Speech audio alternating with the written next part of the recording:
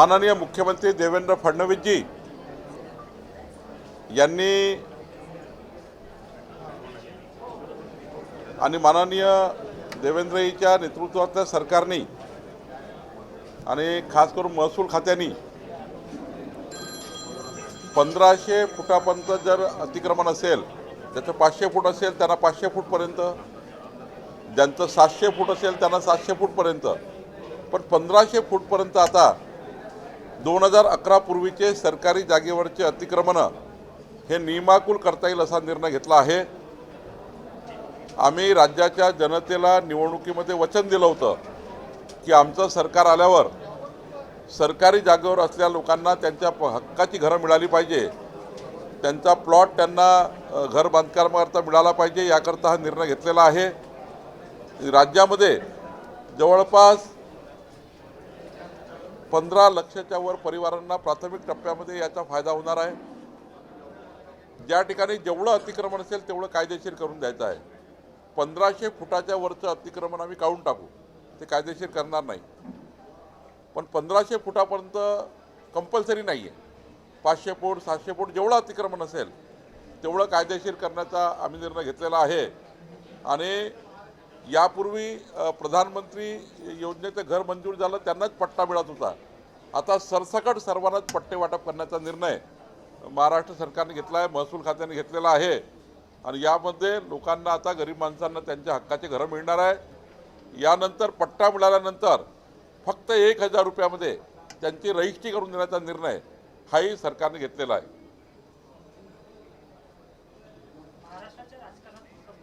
दुसरं एक महत्त्वाचं की जे राष्ट्रीय महामार्ग आहे, या राष्ट्रीय महामार्गाचे जे जमिनीचे भूसंपादन आहे, या भूसंपादनाकरता जर शेतकऱ्याला जमिनीचे पैसे कमी मिळाले तर लवादाकडे जावं लागतं, आर्बिट्रेटरकडे जावं लागतं।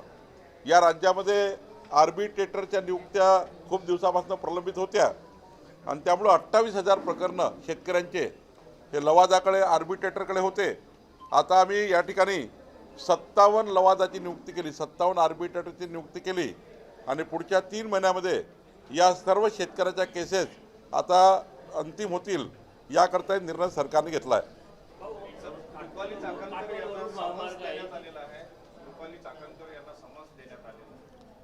नाही, मला असं वाटतं की पोलीस योग्य पद्धतीने कारवाई करत आहे, पारदर्शी कारवाई करत आहे आणि समन्स देणे म्हणजे काय त्या ठिकाणी अंतिम नाही आहे, शेवटी तपास होणं आवश्यकच आहे। प्रत्येकाचा तपास होतो, एखाद्याचं नाव आलं, उद्या समजा कोणाचे नाव आलं, पोलीस हा तपास करतात, पोलिसांना योग्य वाटलं तर कारवाई करतात, नाही वाटलं तर त्या ठिकाणी घरी पाठवतात।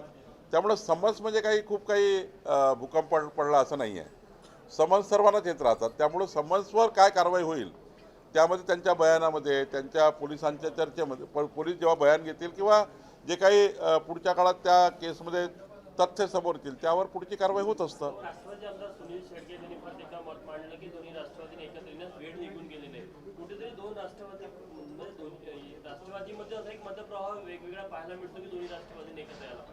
भारतीय जनता पक्षाचे निर्णय करण्याचे अधिकार आम्हाला आहे।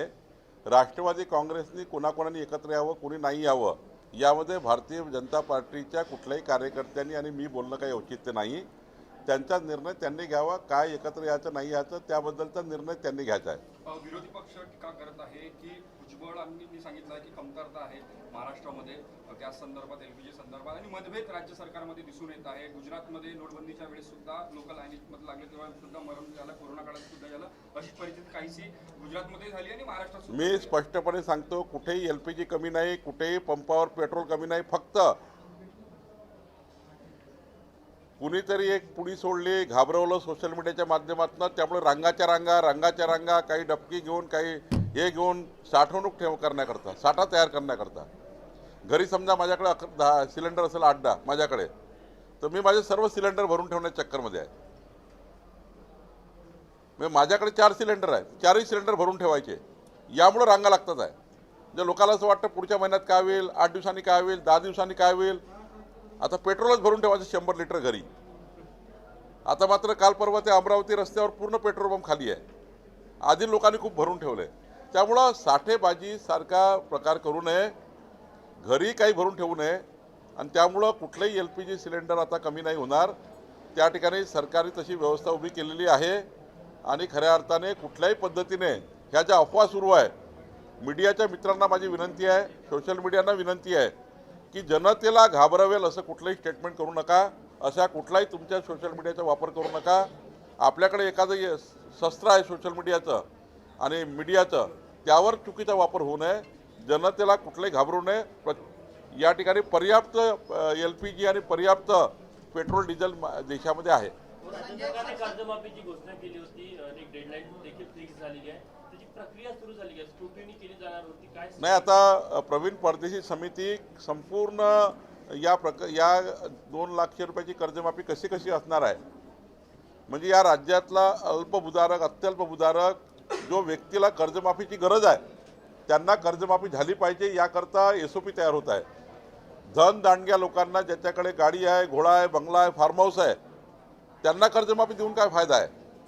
ज्या गरीब माणसाला कर्जमाफी दिली पाहिजे त्यांना त्याची SOP तयार करणं चालू आहे आणि त्यामुळं मला असं वाटतं थोडा वेळ होईल पण कमिटेड कर्जमाफी आम्ही करणार आहोत। कमिटेड कर्जमाफी माननीय मुख्यमंत्र्यांनी दिली आहे।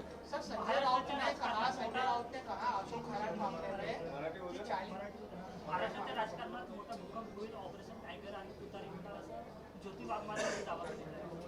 तुम्ही त्यांचाच बाईट घ्या। अहो एक स्थानिक विषय, काटोल आणि वरुड जो सिमेंट रोड आहे त्या रोडला मोठ्या भेगा पडल्या आहेत आणि दोन्ही जिल्ह्याचे पालकमंत्री आज माननीय नितीन गडकरी साहेबांकडे बैठक आहे, त्या बैठकीत हा विषय मी घेतलेला आहे कारण नॅशनल हायवेचा इश्यू आहे। आज मी बैठकीमध्ये घेणार आहे। मागचे 1 महिन्यात 4 एक कामठी रोडलाही 2-3 ठिकाणी असं झालं आहे आणि वरुडलाही झाला आहे, मोर्शी वरुडला, काटोल वरुडलाही झाला आहे। सर संजय राउत ने कहा खराब मामले में 40 आमदारों के नाम आए, वो उजागर होना चाहिए। क्या? संजय आमदार मैंने नहीं सुना आज मैंने नहीं सुना संजय राउत को। सर एक ये था वो संजय राउत को सुनना काम आपका है, मेरा काम नहीं है। सर ममता बनर्जी ने CRPF को धमकाया, कलकत्ता के जो चुनाव होने वाले हैं ममता बनर्जी चुनाव हार रही है भारी मतों से और बीजेपी अलायंस 51% वोट लेकर शेयर लेकर जीत रहा है, इसलिए ममता बनर्जी घबरा चुकी है। वो CRPF पे और अनेक संस्थाओं के डरा धमका रही है, लेकिन चुनाव आखिरी का है, उनको समझ गया है और इसलिए जितना भी डरा धमकाना है वो डरा धमका ले, लेकिन वहाँ की जनता अब बीजेपी अलायंस को वोट देगी। अनिल देशमुखांची मागणी केली आहे, अनिल देशमुखांनी अशी मागणी केली आहे की चांदीवाल आयोगाचा जो अहवाल आलाय तो सार्वजनिक करावा, तो त्यांच्याशी निगडीत। ठीक आहे, त्यांची मागणी आहे, त्याची सरकार विचार करेल। मागे आता दीपक सरकारांनी असं वक्तव्य केलं होतं की त्यांच्या कुटुंबाची काळजी वाटते, खरात कारवाई होतं। खरातच्या प्रकरणामध्ये उच्चस्तरीय चौकशा सुरू आहेत, त्यामुळे खरातच्या प्रकरणामध्ये खूप जास्त मीडियाची बोलणे योग्य होणार नाही। माकुल करता येईल असा निर्णय घेतला आहे। आम्ही राज्याच्या जनतेला निवडणुकीमध्ये वचन दिलं होतं की आमचं सरकार आल्यावर सरकारी जागेवर असलेल्या लोकांना त्यांच्या हक्काची घरं मिळाली पाहिजे, त्यांचा प्लॉट त्यांना घर बांधकामाकरता मिळाला पाहिजे, याकरता हा निर्णय घेतलेला आहे। राज्यामध्ये जवळपास 15 लाखाच्या वर परिवारांना प्राथमिक टप्प्यामध्ये याचा फायदा होणार आहे। ज्या ठिकाणी जेवढं अतिक्रमण असेल तेवढं कायदेशीर करून द्यायचं आहे। 1500 फुटाच्या वरचं अतिक्रमण आम्ही काढून टाकू, ते कायदेशीर करणार नाही, पण 1500 फुटापर्यंत कंपल्सरी नाही आहे। 500 फूट 700 फूट जेवढं अतिक्रमण असेल तेवढं कायदेशीर करण्याचा आम्ही निर्णय घेतलेला आहे। आणि यापूर्वी प्रधानमंत्री योजनेचं घर मंजूर झालं, त्यांनाच पट्टा मिळत होता, आता सरसकट सर्वांनाच पट्टे वाटप करण्याचा निर्णय महाराष्ट्र सरकारने घेतला आहे, महसूल खात्याने घेतलेला आहे आणि यामध्ये लोकांना आता गरीब माणसांना त्यांच्या हक्काचे घरं मिळणार आहे। यानंतर पट्टा मिळाल्यानंतर फक्त 1000 रुपयामध्ये त्यांची रजिस्ट्री करून देण्याचा निर्णय हाही सरकारने घेतलेला आहे।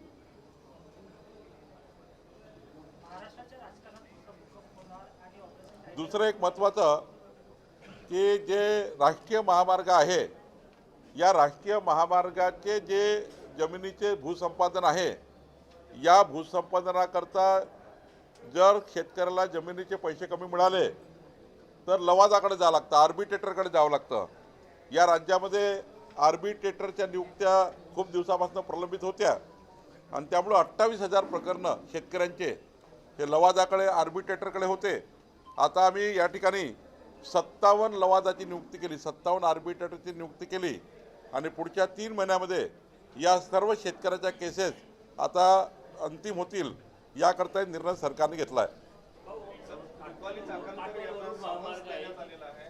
रुपाली चाकणकर यांना समन्स देण्यात आलेला आहे. नाही, मला असं वाटतं की पोलीस योग्य पद्धतीने कारवाई करता आहे, पारदर्शी कारवाई करता आहे आणि समन्स देणे म्हणजे काय त्या ठिकाणी अंतिम नाही आहे.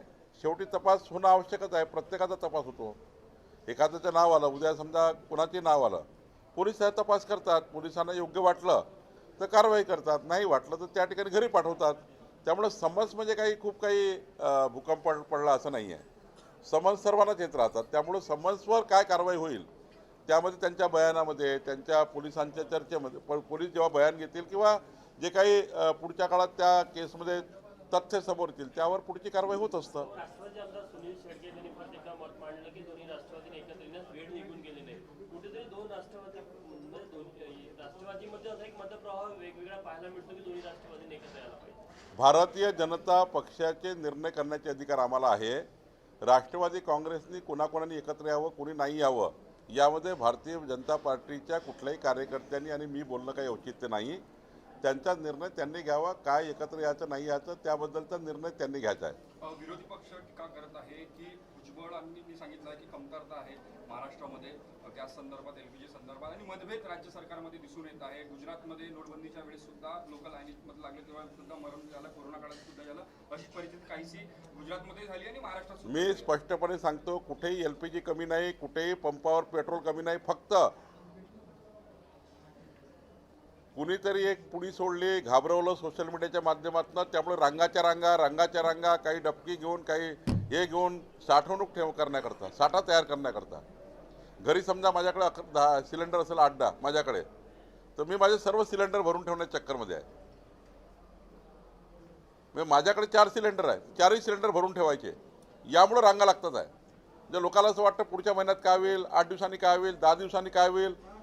आता पेट्रोलच भरून ठेवायचं 100 लिटर घरी. आता मात्र काल परवा ते अमरावती रस्त्यावर पूर्ण पेट्रोल पंप खाली आहे. आधी लोकांनी खूप भरून ठेवले. त्यामुळं साठेबाजी सारखा प्रकार करू नये, घरी काही भरून ठेवू नये. आणि त्यामुळं कुठलंही LPG सिलेंडर आता कमी नाही होणार. त्या ठिकाणी सरकारने तशी व्यवस्था उभी केलेली आहे. आणि खऱ्या अर्थाने कुठल्याही पद्धतीने ह्या ज्या अफवा सुरू आहे, मीडियाच्या मित्रांना माझी विनंती आहे, सोशल मीडियांना विनंती आहे की जनतेला घाबरवेल असं कुठलंही स्टेटमेंट करू नका. अशा कुठलाही तुमच्या सोशल मीडियाचा वापर करू नका. आपल्याकडे एखादं शस्त्र आहे सोशल मीडियाचं आणि मीडियाचं, त्यावर चुकीचा वापर होऊ नये. जनतेला कुठलाही घाबरू नये. या ठिकाणी पर्याप्त LPG आणि पर्याप्त पेट्रोल डिझेल देशामध्ये आहे.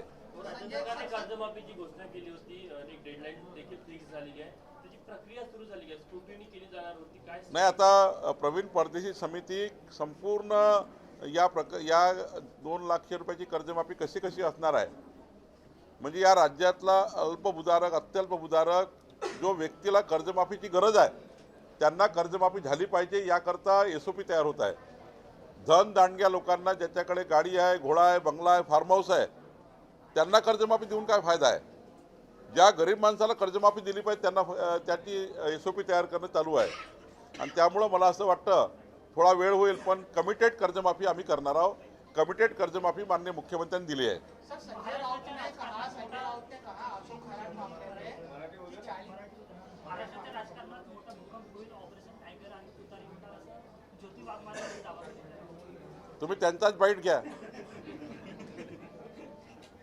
एक स्थानिक विषय, काटोल आणि वरुड जो सिमेंट रोड आहे त्या रोडला मोठ्या भेगा पडल्या आहेत आणि दोन्ही जिल्ह्याचे पालकमंत्री आज माननीय नितीन गडकरी साहेबांकडे बैठक आहे. त्या बैठकीत हा विषय मी घेतलेला आहे, कारण नॅशनल हायवेचा इश्यू आहे. आज मी बैठकीमध्ये घेणार आहे. मागच्या 1 महिन्यात 4 एक कामठी रोडलाही 2-3 ठिकाणी असं झालं आहे आणि वरुडलाही झाला आहे, मोर्शी वरुडला, काटोल वरुडलाही झाला आहे. सर, संजय राउत ने कहा खरात मामले में 40 आमदारों के नाम आए, वो उजागर होना चाहिए. क्या संजय राउत ने कहा है 40 आमदार. मैंने नहीं सुना, आज मैंने नहीं सुना संजय राउत को. सर, एक ये था वो संजय राउत को सुनना काम आपका है, मेरा काम नहीं है. सर, ममता बनर्जी ने सीआरपीएफ को धमकाया कलकत्ता के जो चुनाव होने वाले हैं ममता बनर्जी चुनाव हार रही है भारी मतों से, और बीजेपी अलायंस 51% वोट लेकर शहर लेकर जीत रहा है, इसलिए ममता बनर्जी घबरा चुकी है। वो सीआरपीएफ पे और अनेक संस्थाओं के डरा धमका रही है, लेकिन चुनाव आखिरी का है, उनको समझ गया है, और इसलिए जितना भी डरा धमकाना है वो डरा धमका ले, लेकिन वहाँ की जनता अब बीजेपी अलायंस को वोट देगी। अनिल देशमुखांची मागणी केली आहे, अनिल देशमुखांनी अशी मागणी केली आहे की चांदीवाल आयोगाचा जो अहवाल आलाय तो सार्वजनिक करावा, तो त्यांच्याशी निगडीत। ठीक आहे, त्यांची मागणी आहे, त्याची सरकार विचार करेल। खरं तर कारवाई होत असताना मागे आता दीपक केसरकरांनी आज असं वक्तव्य केलं होतं की त्यांच्या कुटुंबाची काळजी वाटते, खरात कारवाई होतं। खरातच्या प्रकरणामध्ये उच्चस्तरीय चौकशा सुरू आहेत, त्यामुळे खरातच्या प्रकरणामध्ये खूप जास्त मीडियाशी बोलणे योग्य होणार नाही, त्यामुळं चौकशीला बाधा येतो। माझ्यासारख्या कार्यकर्त्यांनी मीडियावर काही बोलणे वारंवार खरातच्या प्रकरणात, त्यामुळं कधी कधी आपल्या स्टेटमेंटमधनं पोलिसांना किंवा तिथल्या कुठल्याही साक्षीदारांना कुठलाही त्या ठिकाणी असा वेगळा गैरसमज होऊ नये, त्यामुळं खरातचे प्रश्न या ठिकाणी विचारणं काही योग्य होणार नाही, मी काही उत्तर देणं योग्य होणार नाही। विजय वडेट्टीवार ने ऐसा आरोप किया है कि खरात प्रकरण में सरकार अपने मंत्री और विधायकों को बचाने के लिए एप्स्टीन के समान उसकी भी हत्या कर सकती है। मैं वही कह रहा हूँ कि भाई खरात के मामले में एक हाई लेवल की इंक्वायरी शुरू है। वडेट्टीवार जी को मेरी विनती आपके माध्यम से कि कुछ बात करना है तो पुलिस से बात करें, कुछ बात करना है तो मुख्यमंत्री से बात करें, कुछ बात करना है तो किसको उनके पास पुरावे हैं। वडेट्टीवार को खुला चैलेंज है आपके माध्यम से, अब ये बात मीडिया पे ना करें। उनके पास जो रिकॉर्ड है एमएलए के बारे में, मंत्री के बारे में, जिसके बारे में, वो तपास यंत्रणा को दे, मुख्यमंत्री जी को दे, गृह मंत्री को दे, वहाँ के पुलिस अधीक्षक को दे, जो एसआईटी गठित हुई है उनको दे, लेकिन मीडिया पे बात करके फालतू वो इंक्वायरी को आप डाइवर्ट क्यों करना चाहते हो। मेरी वडेट्टीवार जवाबदार पदाधिकारी है और कांग्रेस पार्टी के नेता है, उनको ये समझना चाहिए कि हाई लेवल इंक्वायरी चालू है और सेंसिटिव चालू है। ऐसे केस में मीडिया के सामने क्यों बात करते हो। जो आपके पास जो है वो वहाँ देंगे नहीं, और मीडिया में टाइम अपना प्रसिद्धि के लिए कुछ भी बातें करेंगे, और खरात जैसी केस में, सेंसिटिव केस में इस प्रकार से स्टेटमेंट देके तपास को उसमें इन्फ्लुएंस में लेने का प्रयास करेंगे, ठीक नहीं है। सर 5 राज्यों के चुनाव है, बीजेपी हमेशा एक ही मुद्दा लेके लड़ेगी या फिर पीएम मोदी के चेहरे पे लड़ेगी। देखिए, हमारी केंद्र सरकार प्रधानमंत्री मोदी जी के विकसित भारत के संकल्प महाराष्ट्र और देश की जनता ने एक्सेप्ट कर लिया है। आपने महाराष्ट्र में देखा होगा 51% वोट शेयर मिला है। देश की हर व्यक्ति को लगता है विकसित भारत 2047, तो 2047 से जितने भी चुनाव होंगे देश में वो सब बीजेपी अलायंस ही जीतेगी 2047 तक। अब तो जीतेगी ही, लेकिन विकसित भारत का संकल्प जनता ने ले लिया है, और भारत विकसित भारतीय जनता पार्टी की अलायंस कर सकती है, ये जनता के मन में बैठा हुआ है, इसलिए बीजेपी ही चुन के आएगी।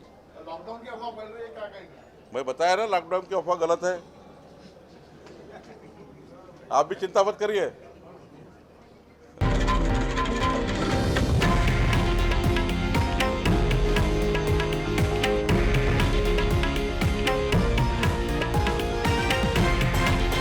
हे आहे देशातील नंबर 1 न्यूज नेटवर्क आणि आपण पाहत आहात TV9 मराठी, एकमेव।